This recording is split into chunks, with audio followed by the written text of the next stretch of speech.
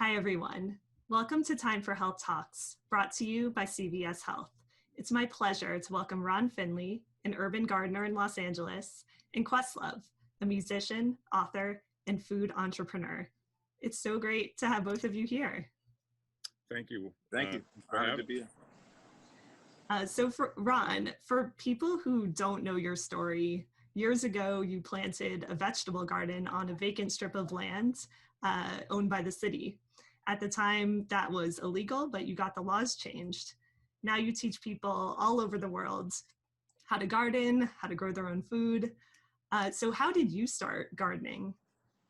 Well, it was, during the, 07, 08, during the, what they keep calling a recession. It's actually a depression. And it was like, do I use my AK or do I use my shovel? I thought the shovel would be a little safer to use. So I dug up my parkway in front of my house and I beautified it. And I wound up getting an arrest warrant, for planting tomatoes and jasmine. That's basically how I started this particular part of it. And long story short, I got the law changed in LA where you can grow food on the parkways, on the streets now throughout the city of LA. Nobody knows about it, but you can do it. And that's how I got started. I mean, there was just no healthy food in my neighborhood whatsoever. And we always had to leave the neighborhood to get healthy food. So that's where I started. Basically it was food apartheid. I tell people we live in food prisons, not food deserts. How did you learn to garden? Was it something you grew up doing? Well, yeah, I mean, it was simple. It's the things we learned in elementary school where you would have in the 1800s when I went to school, you have the wet paper towel and you put it in the petri dish and you put a seed in it and you watch it grow. And it's like, wow, that was my foundation. And then my first hustle as a very, very young kid was mowing people's lawns and cleaning people's gardens. So it's in there. I mean, we're Black. It's already in our DNA, of being stewards of the land. So it's just, we need to bring it back out. So that's basically how I got started. But the thing about it, being young and being in school like that and getting that lesson, they didn't give you the whole lesson. They didn't give you the economy lesson that's attached to that. They didn't tell you that, okay, you see this little bean that destroyed itself and gave you the sprout. They didn't tell you put that in the soil so you can get 100 other ones, and then put one of those in the soil so you can get 1,000. That's the economics part. So all our lives, we were getting these half-assed lessons. That's the piece we need. You want to talk about rate of return, plant a damn fruit tree, and it's going to give you fruit like clockwork for the next 300 years. Questlove, so people know you for your band The Roots and as the musical director for The Tonight Show starring Jimmy Fallon, but you're also really involved in the food world. You've written cookbooks, you host food salons with famous chefs. So where did this interest in food come from for you? The interest in food for me came from maybe a creative standpoint, where being on The Tonight Show puts you in close proximity to a lot of what I call artists, different chefs. And for me, I became obsessed with just the creative process of how people express themselves through food. I mean, even now in this pandemic, I'll say that the number one way of people have used their time to sort of maintain some sort of level of sanity is cooking and being creative in the kitchen. So for me, I guess my interest in food, besides my lifelong devotion to it, as a consumer and eating it, is watching people figure out ways to prepare it and who gets access to it also. That's important to me as well. So you brought up the pandemic. We're talking about food and gardening today for that reason. Gardening often has a resurgence during times of war or natural disasters, and we're really seeing that right now, like Questlove said. So Ron, how can people who know nothing about gardening get started? I mean, don't be afraid. You know, it's funny because, or they can watch my masterclass. You know, go to masterclass.com and watch my masterclass. You know, and it's your. I can attest to that. Right. Don't be scared of soil. You know, like what I do, I weaponize soil. You know, that's what soil is my protest. You know, to all of these injustices that we're dealing with and have been dealing with since the inception of this country. It's soil, it's water, and it's a seed. I mean, and some air. I mean, how difficult could it possibly be? But you know, in the making of a masterclass, I knew it, but you know, it's like one of those things that's in front of you that you don't see. That there are people that literally in their whole lives, that may be 50 years old or more, who've never touched soil in their life. They have, because it hasn't been in their proximity. They've lived in, you know, apartments or, you know, projects or, you know, where these kind of environments, these urban environments that have no soil. You know, we are soil. We need to touch it. I think I have a thing. If it can hold some soil, if it's a wooden crate, if it's a shoebox, put some soil in and put a seed in and start your garden. It's not that difficult. And what I'm finding out now is bringing back humanity in people. It's bringing families together. It's like with this pandemic. I mean, literally, I didn't leave my property for probably 2 months, 2 weeks, easy, because I didn't have to. I mean, I can grow in my front yard and eat. I can go in my pool, which I'm in now, and I could eat. I can go up on my roof of my container and eat. Actually, I got healthier. I probably lost 12 pounds. I didn't get the COVID-15. You know? So something that you both are interested in is using food to empower and strengthen communities. I want to hear from both of you. How do you think food does this? You know, I always said that food is, next to music, food is probably a social adhesive. You know, before COVID, I was known to do these like social experiments called the food salons. Mainly because, you know, once I became a professional musician, like right out of high school, you know, I basically spent the next 20 years of my life in a hotel at the mercy of either like room service or backstage food or roadside food, or, you know, I guess as I came up Where'd in you status. grow up, Quest? I grew up in Philadelphia. I grew up in Philly. And so, you know, the one thing I always missed was sort of like the family meal, which is weird because the family that I quarantine with, you know, I'm quarantining on a ranch, on an apple orchard. I'm now in a place where, like, for the last 6 months,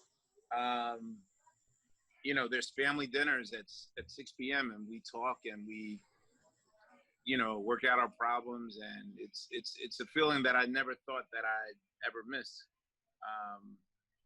ever. And like, even quote, when this is over, I don't know if this will ever be over, but I definitely know that the importance of the adhesive that is the family dinner.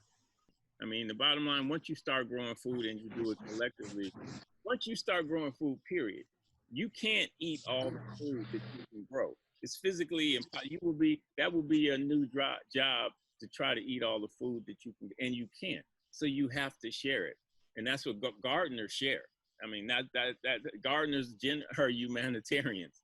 You know, I leave food on people's doorsteps in my neighborhood, you know, and sometimes I leave the food in a pot so they could use the pot to plant their own food. Some of them get the message, some of them don't.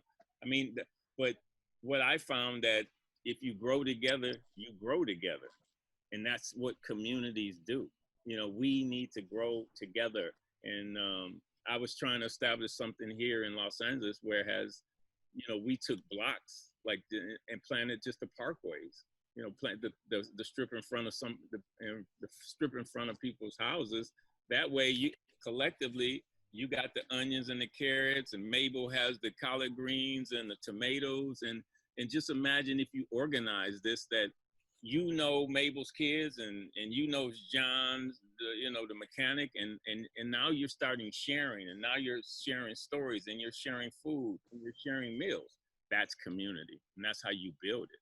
I mean, that's I mean, to me, there's so much of our culture that's in food, and there's so much of our culture that's been lost by the lack of food, by the lack of community, and values. What we have to share is values. And I mean, and it's like now us going through this Black Lives Matters. It's like, yeah, Black Lives Matter, but should I have to tell somebody that my life matter? And then we Black people need to start, does our lives matter to us? You know, are we, because the people in our neighborhood, there's people, we have terrorists in our neighborhood that will kill you over a pair of shoes, will kill you over a jacket. That needs to be addressed, and we need to address it in our neighborhoods. So you both grew up in inner city communities that were predominantly Black. What's the biggest food challenge today facing communities like these? If you remember, there was a period where Magic Johnson was sort of embarking in his businesses, and you saw like Magic Johnson movie theater, Magic Johnson Starbucks, Magic Johnson Fridays. Yeah. And you know, I was ribbing him. You know, at one point I saw, this is when I first saw the Fridays, and I'd seen him at an event, and I was like, really, you got to have a Magic Johnson Fridays? And he was like, you don't understand. Of all my ventures, this means the most to me. And I was like, well, what do you mean? And he told me that wherever he placed that Magic Johnson's Fridays, he said that he did it because growing up, you couldn't get a garden salad anywhere in any proximity of where his home was growing up within 10 miles. And then I thought about it. And, you know, I'm from Philadelphia. And of course, you know, there's no shortage on a lot of the foods that are known for Philadelphia, which, you know, quite fatty.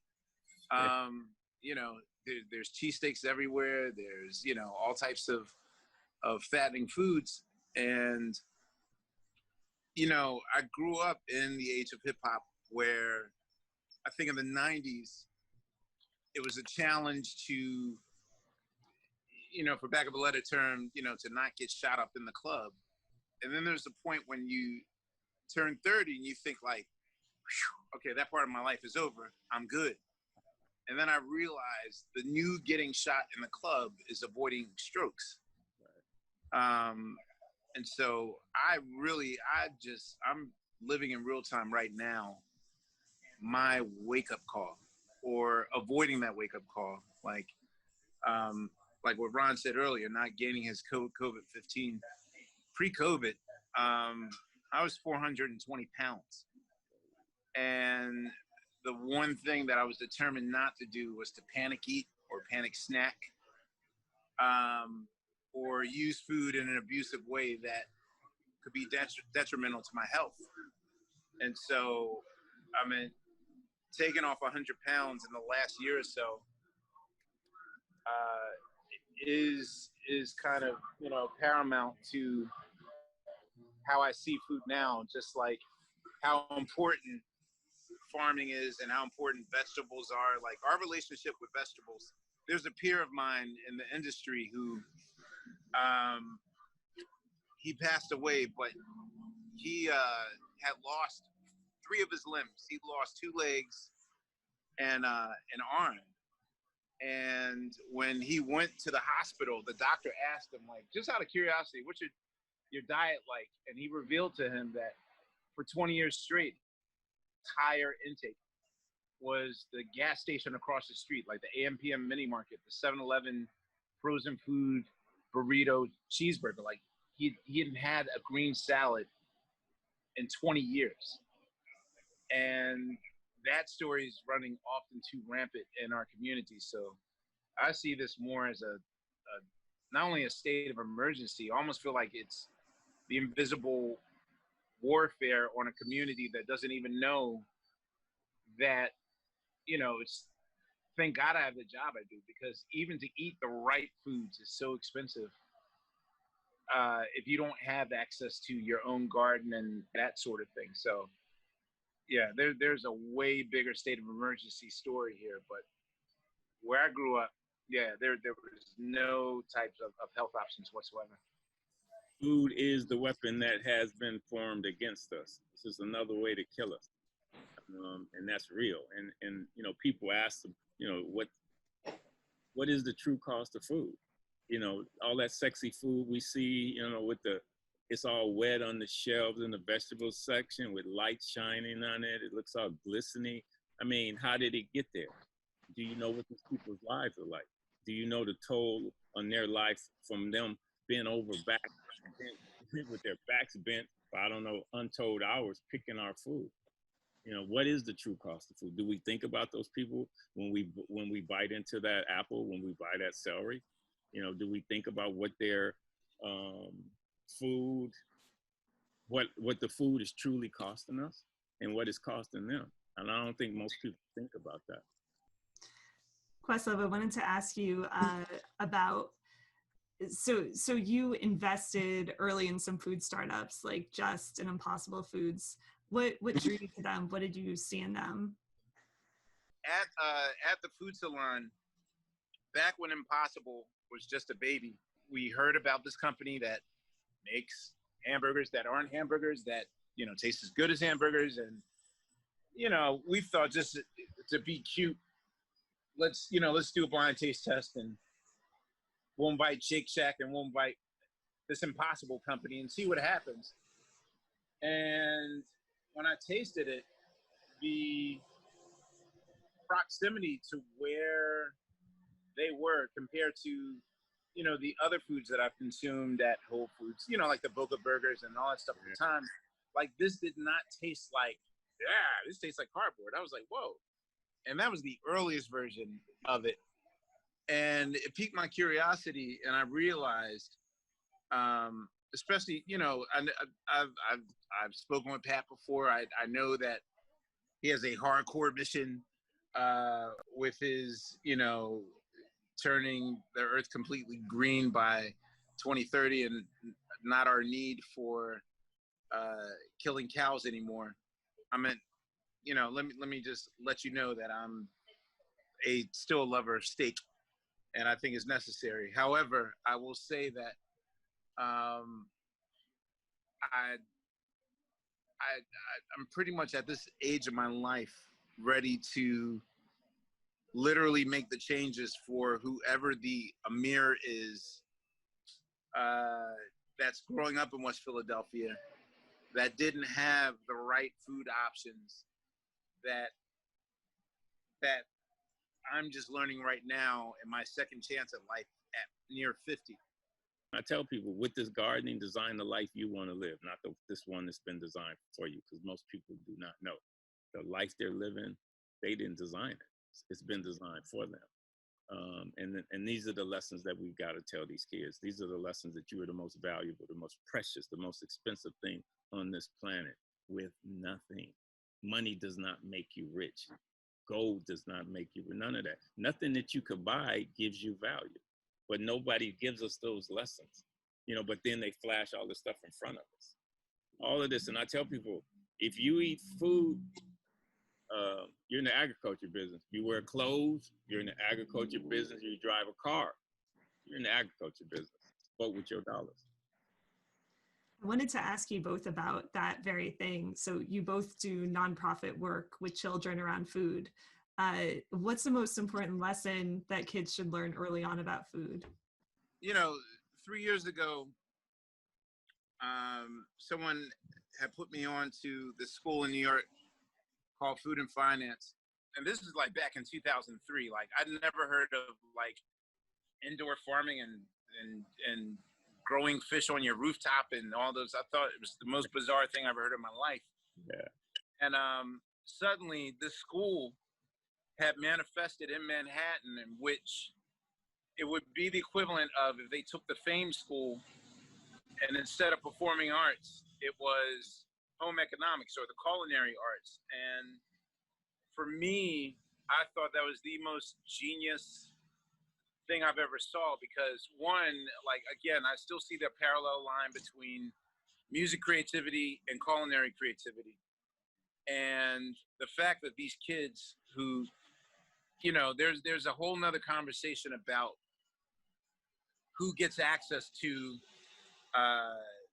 kind of the world of the culinary world of back when, you know, being a James Beard chef was important, being a Michelin star restaurant was important. This pre-COVID, you know, at the time there was a certain unattainable carrot on a stick that really wasn't made available to women, to people of color.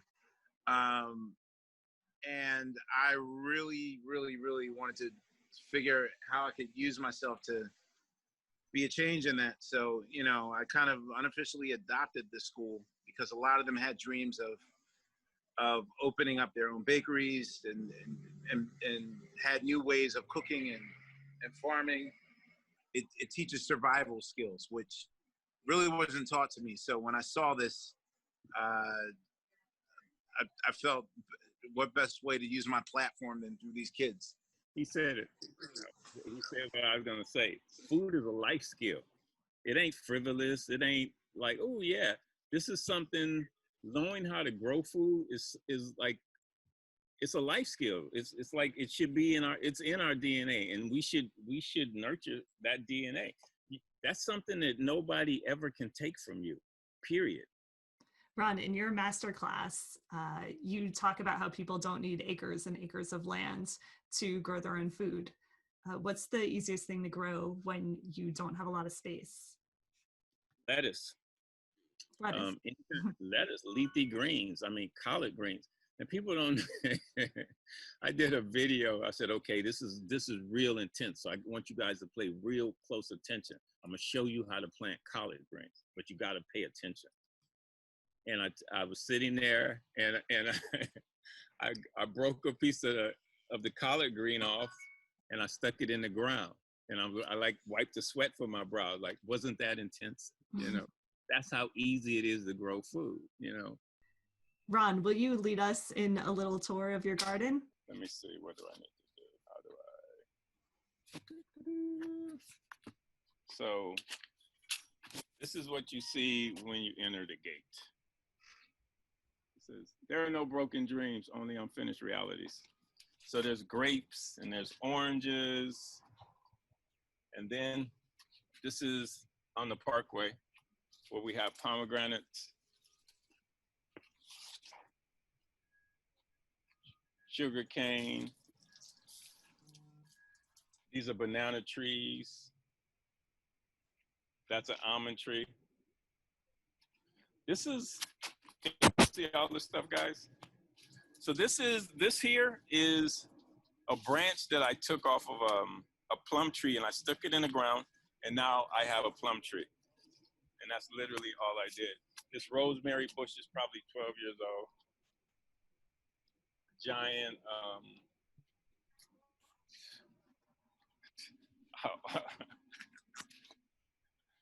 sunflowers. You guys see the sunflower?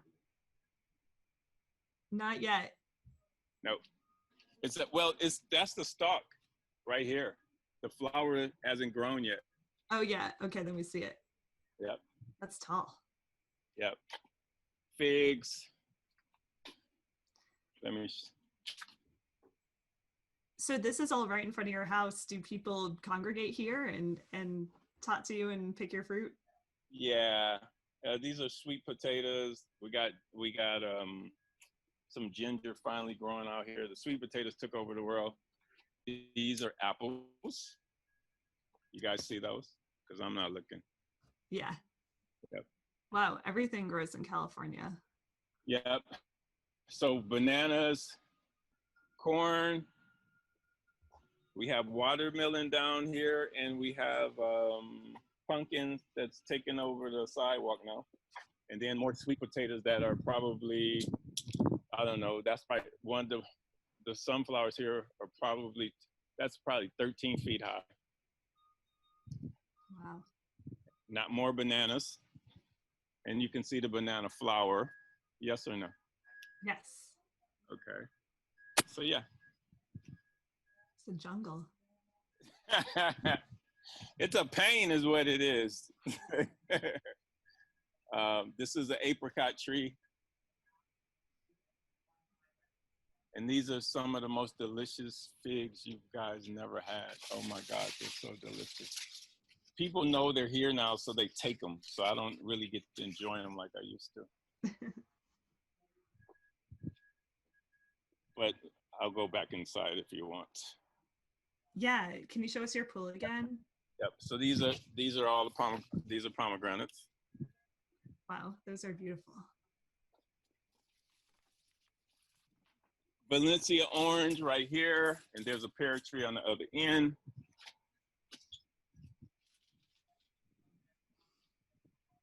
I'm jealous.